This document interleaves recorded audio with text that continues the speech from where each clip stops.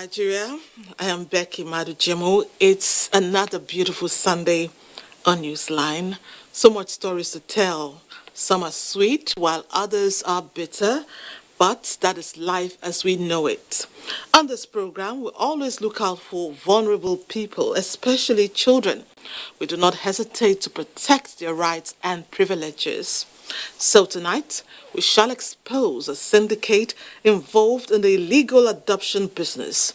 You'll get to see the physical and emotional trauma their victims have had to endure. A homicide recently rocked the city of Onitsha.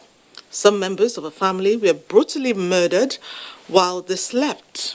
Why the suspect committed the act will be explained. We also have cheering updates.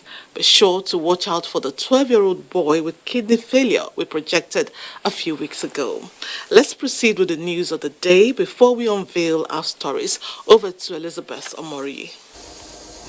Thank you so much, Becky. Now let's begin with the just concluded Edo governorship election. The incumbent governor of Edo State and candidate of the People's Democratic Party in Saturday's governorship election has been elected for a second term. He polled a total number of 307,955 votes to beat his closest opponent, APC candidate Pastor Osagie Ize-Iyamu, who scored 223,619 votes. Ogochukwu Kaona tells us more. Governor Obaseki was declared winner by the returning officer of the election and Vice Chancellor of the Federal University of Petroleum Resources, Efron, Delta State. I, Professor Akofure Rimruke, hereby sanctify that I'm the returning officer for Edo State governorship election held on the 19th day of September 2020.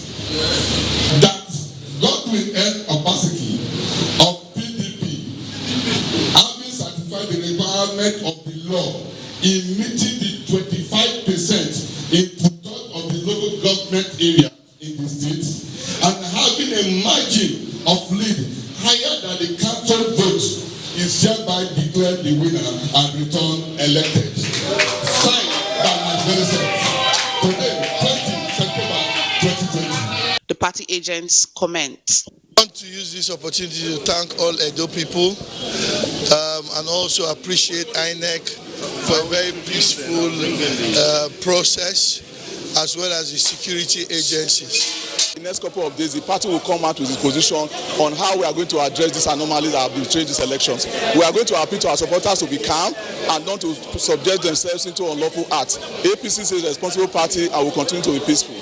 The number of accredited voters is 557,443. Total valid votes, 537,407. Rejected votes, 12,835, while the total votes cast is 550,242. In Benin, Ogochukwu Kaona, NTA News. Meanwhile, President Muhammad Buhari has formally congratulated Governor Godwin Obaseki for winning the just concluded Edo governorship election, urging him to show grace and humility in victory. In his reaction to the outcome of the election as announced by INEC, the president commended the electoral process, saying democracy will mean nothing if the votes of the people don't count or their mandate fraudulently tampered. In a statement, President Buhari said his commitment to free and fair elections is firm because without free and fair elections, the foundation of our political and moral authority will be weak. The president added that he has consistently advocated for free and fair elections in the country because it is the bedrock of true democratic order. The Nigerian leader commended the people of Edo State, the parties, candidates and security agencies for conducting themselves responsibly.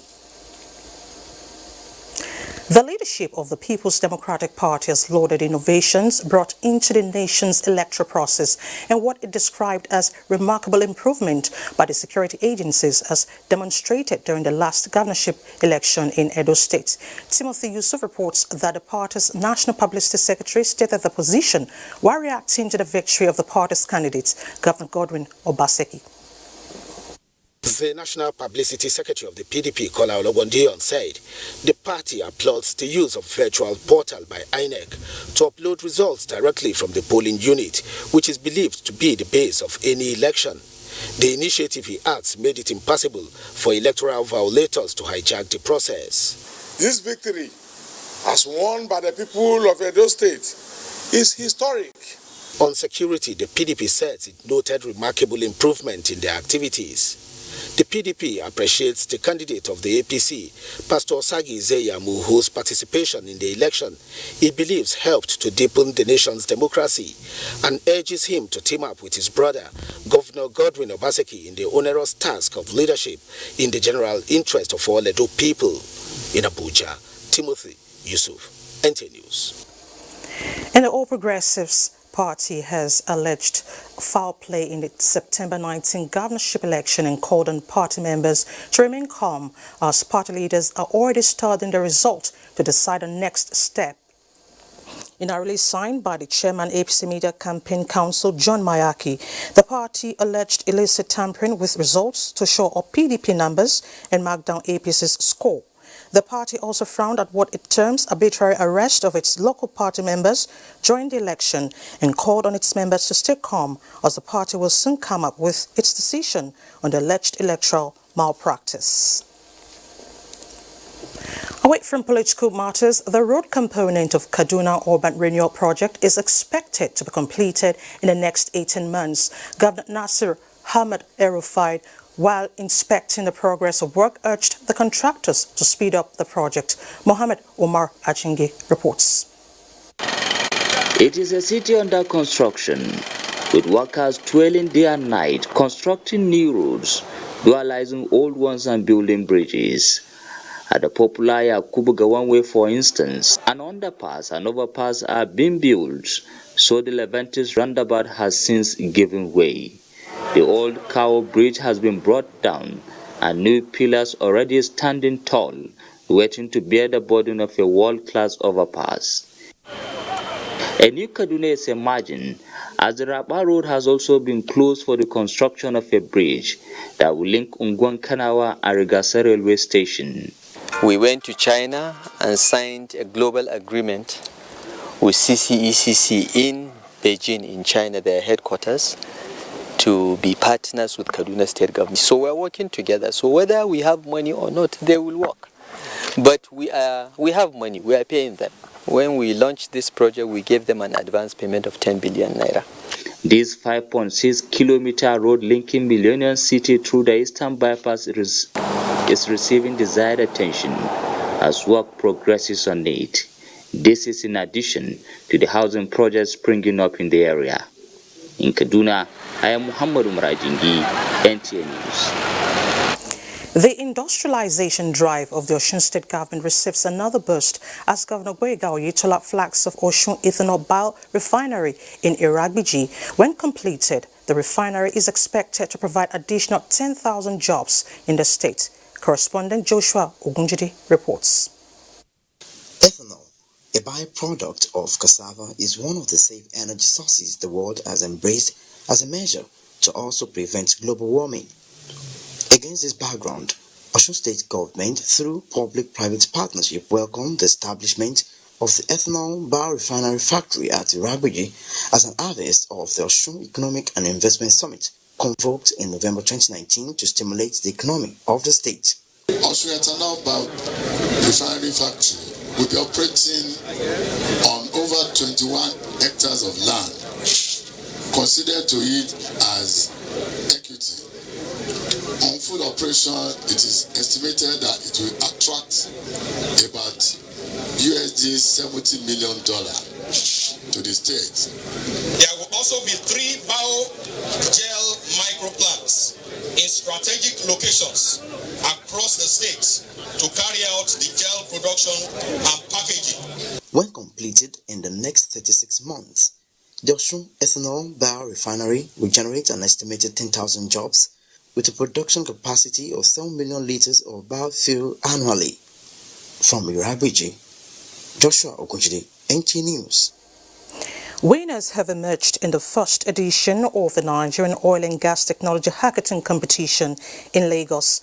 Annie Daniels reports that the competition is the brainchild of the Nigerian Content Development and Monitoring Board in collaboration with the NELA Support Consultancy. The competition, according to the management of the Nigerian Content Development Monitoring Board, NCDMB, after being rolled out, got 630 entries, out of which 15 teams contested for the opportunity to emerge among the top finalists. The idea, they say, is to foster innovations in the oil and gas and ancillary industries, as well as create a platform for the proliferation of local content and digital technologies. It's very important that these ideas are not stolen. So we take them through a patent process. We take them through a prototyping stage where they prototype these ideas. The event was highly competitive, after which 5 winners emerged, smiling home with a whooping sum of $10,000 each. We build an automated aerial surveillance system that does continuous aerial surveillance for up to 90 days using a helium balloon and an artificial intelligence software. Our project lies to help fuel stations to be able to have accurate data. I would like to say a big thank you, kudos, and we hope to make you guys proud. The world is going digital, so if we succeed in getting these guys to develop good products, then think about what that would do to the Nigerian economy. Executive Secretary NCDMB Simbi Wabote via Zoom said his expectation from the winners is to clear their vision, strategize but stay on their passion. The goal is to fund bankable businesses. In this journey that we're involved in, it is not charity, it is about business. And we are committed more than ever to work with the 5 winners to take them to the next level. The contest began in June 2020, and the 3-day hackathon connected 15 selected teams to industry experts, mentors and entrepreneurs who provided close guidance to the teams throughout the duration of the hackathon. In Lagos, Annie Daniels, NTA News. And in other news, the Joint Health Sector Unions, Shehu, and the Assembly of Healthcare Professional Associations have directed their members to suspend the 7 days nationwide warning strike from Sunday midnight, 20th of September. Joyce's chairman said, by this notice, all health workers under Jehesu and HAPA shall return to work on Monday, 21st of September 2020 across all federal health institutions in the country. He added that Jehesu will continue to use all legitimate means to defend the rights and welfare of its members in the healthcare sector by demanding that the public health system in Nigeria be sustained and adequately financed, effectively, efficiently, and affordable to all. First Lady of Nigeria, Aisha Buhari, has sympathized with the government and people of Kebbi State over the recent flood disaster affecting many communities in the state. The First Lady assured those affected of her continued support to reducing the impact of the hardship. State House correspondent Aliu Kabir reports on this and the pattern of the distribution of the relief materials to affected areas. In continuation of her humanitarian gesture to victims of flood disasters in Nigeria, the First Lady Aisha Muhammadu Buhari sent a delegation to Kebbi State. Tim Future Short visited Zimakera in Birnin Kebbi for the distribution of the materials directly to the affected persons as the whole area was submerged. Necessitated the victims to be using canoes on board in finding their ways to neighboring communities for succor.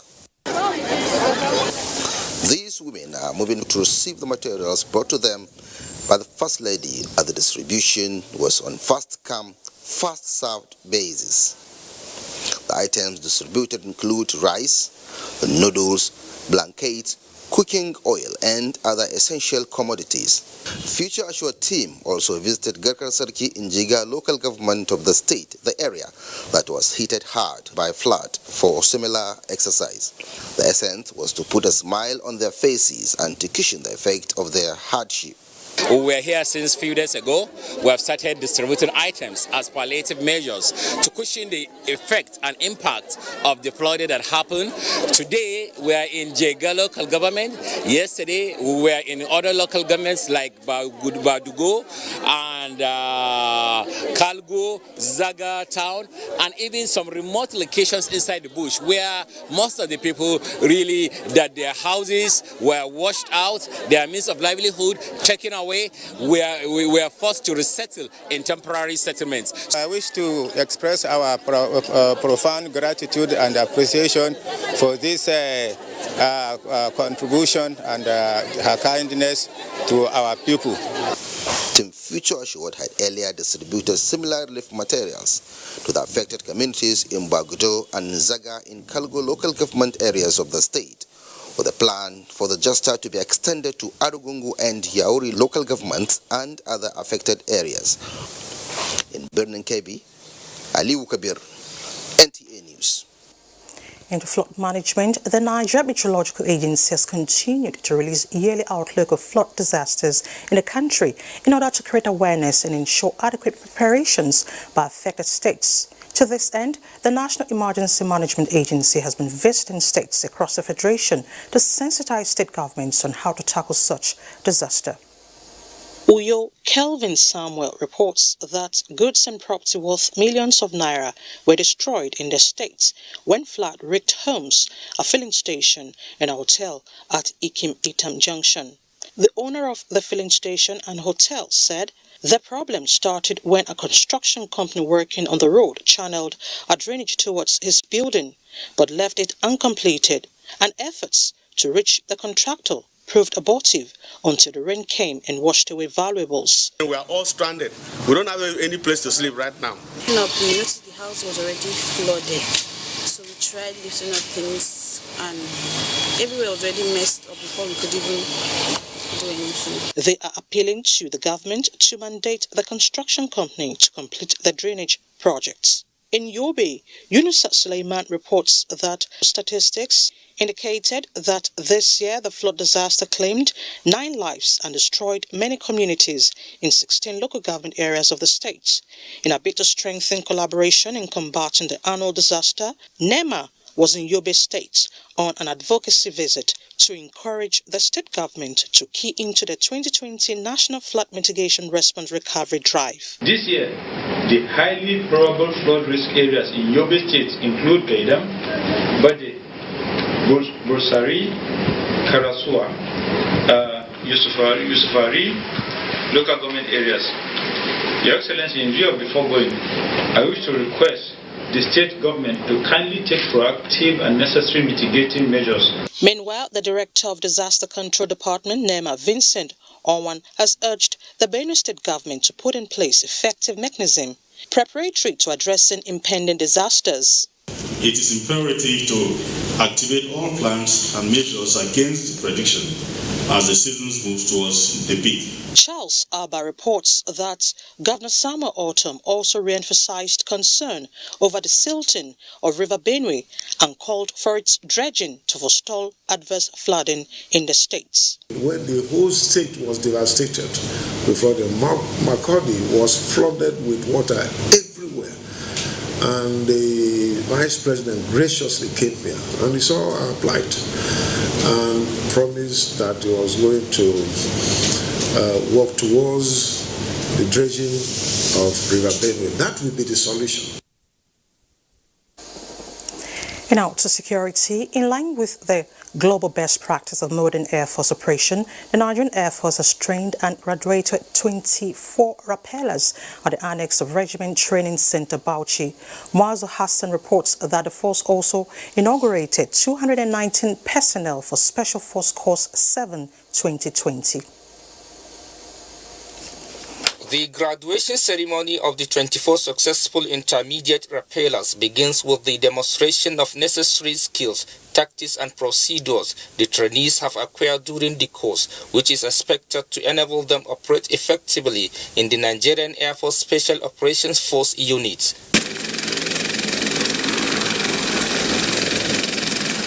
Chief of Air Staff Air Marshal Sadiq Baba Abubakar, represented by the Air Officer Commanding Ground Training Command, Air Vice Marshal Idi Amin, says the course was designed to equip the instructors with what it takes to adequately mold the trainees into the best special force operatives. At this juncture, that we are proud of the standard of knowledge and skill which the instructors inculcated in the trainings of various courses, as well as being demonstrated by the special forces involved in various internal security operations across the country.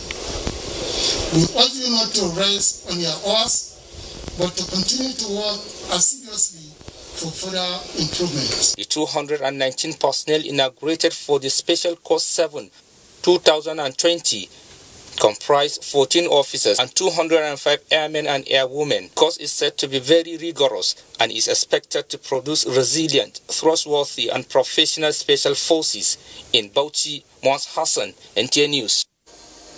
Now, the Zazzau Emirate earlier today announced the passing away of the Emir of Zazzau, Alhaji Shehu Idris, at the age of 84 after a brief illness. The late Emir ruled Zazzau Emirate for 45 years. Nigerians from all walks of life converged on the palace of the late Emir to pay their last respect as he was laid to rest. Abdullah Mohammed reports that a delegation from the presidency was led by the Chief of Staff to the President, Professor Ibrahim Gambari. The crowd was mammoth, an indication of the determination of many to show up for the last time in honor of the late Emir of Zazzau. The Emir of Kano, Governor of Kaduna State, Nasir Ahmed El-Rufai, as well as the delegation from the presidency met the front row, and the final rites began. Allahu Akbar.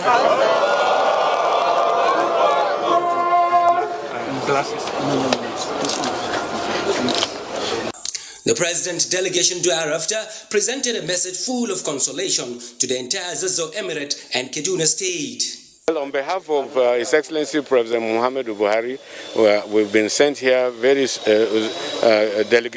powerful delegation to deliver his condolences to His Excellency the Governor of Kaduna State, the entire members of the Traditional Council of Zaria, and also the family of the deceased, and the entire people of Kaduna State and of Zaria for the loss of a very eminent Nigerian.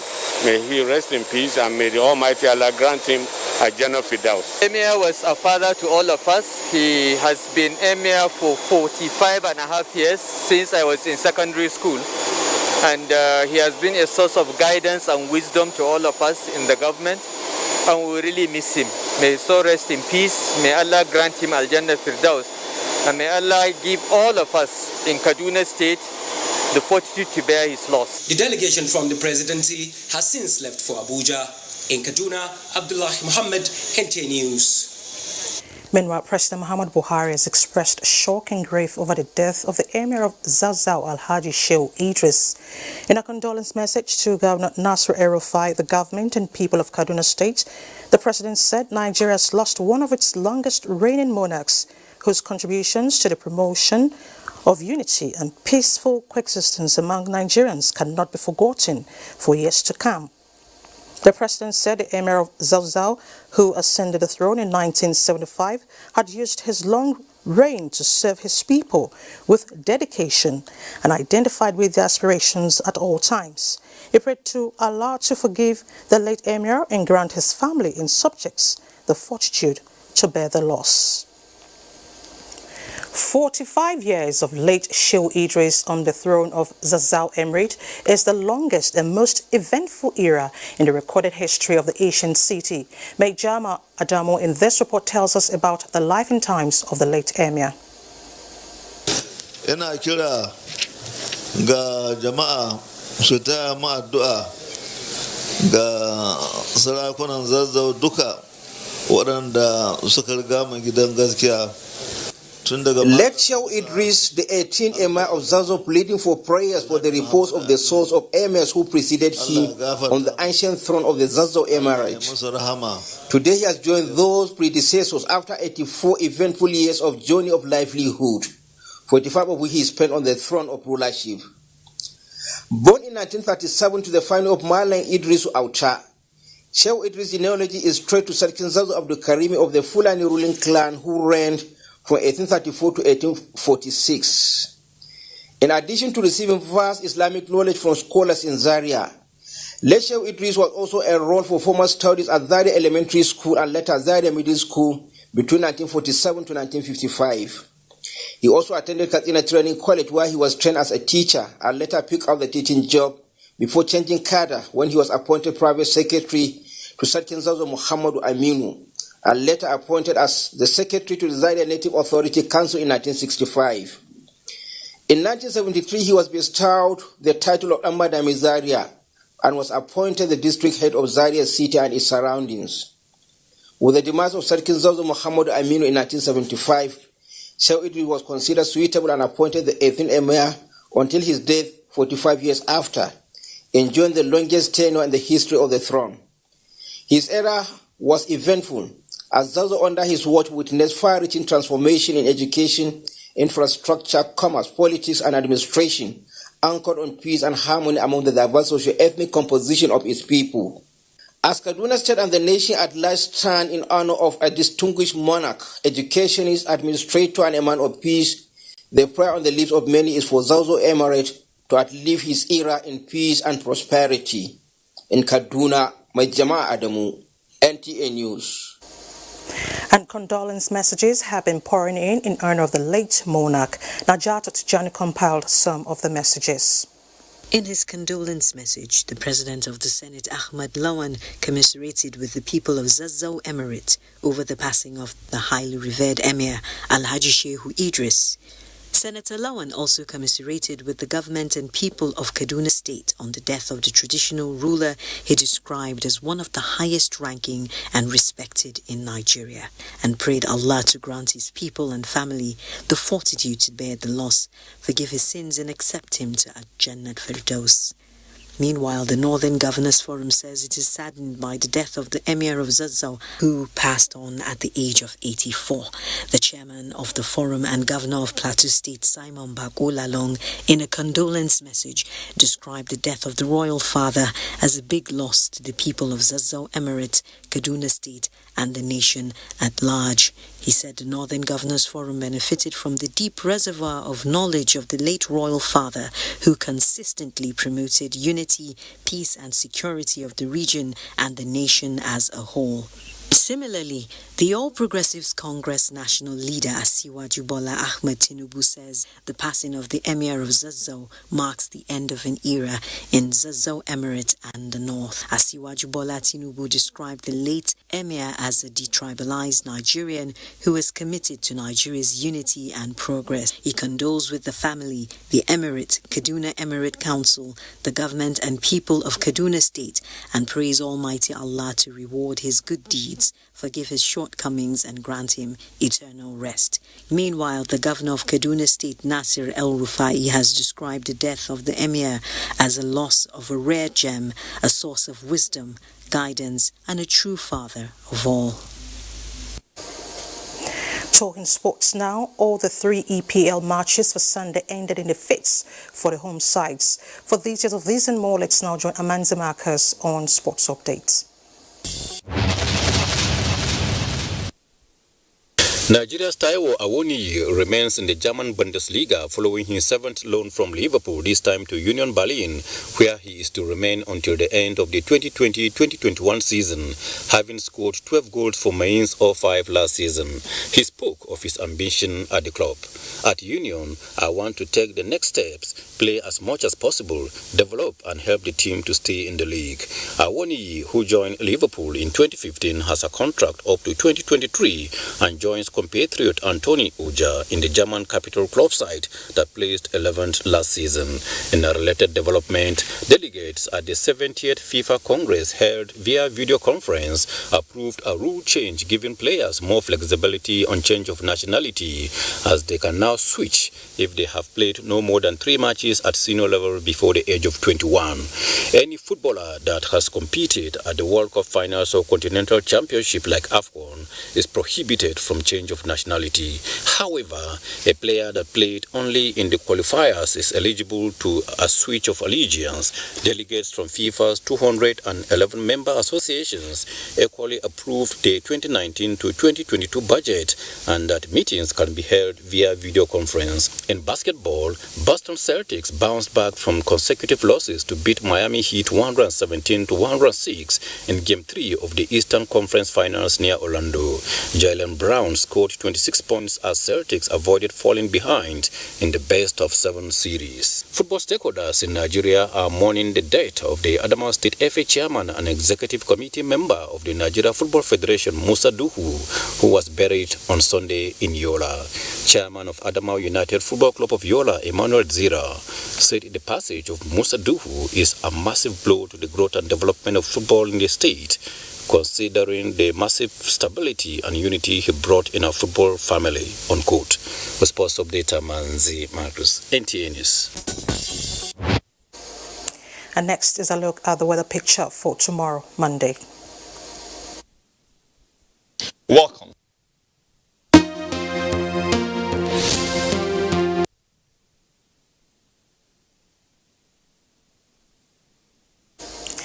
And that concludes the news segment of Newsline. More to come with Becky after this time out. To stay with us.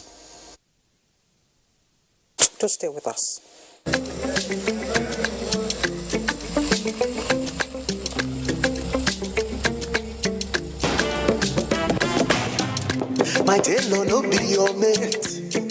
He don't dey for your grade. If he knock you agbada, your tailor go dey hell. Anytime I want to celebrate.